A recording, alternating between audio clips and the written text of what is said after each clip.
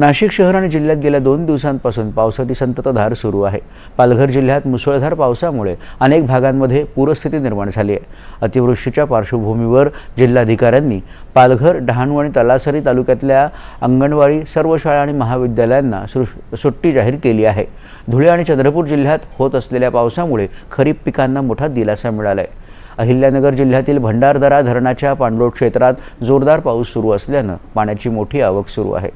नाशिक जिल्ह्यातील सह्याद्रीच्या घाटमाथ्यावर होत असलेल्या पावसामुळे नांदूर मधवेश्वर बंधाऱ्यातून गोदावरी नदीपात्रात 55,778 क्युसेक्सनं पाण्याचा विसर्ग करण्यात आला आहे। त्यामुळे अहिल्यानगर जिल्ह्यातील नदीकाठच्या नागरिकांना सतर्कतेचा इशारा प्रशासनानं दिला आहे। 26 TMC क्षमतेच्या मुळा धरणाच्या पाणलोट क्षेत्रातही धो-धो पाऊस पडतो आहे।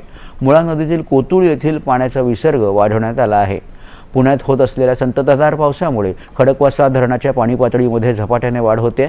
यामुळे धरणाच्या सांडव्यावरून मुठा नदीपात्रामध्ये काल 9,405 क्युसेक्सनं विसर्ग करण्यात आला। नदीकाठच्या नागरिकांनी सतर्कता बाळगावी असं आवाहन प्रशासनानं केलं आहे।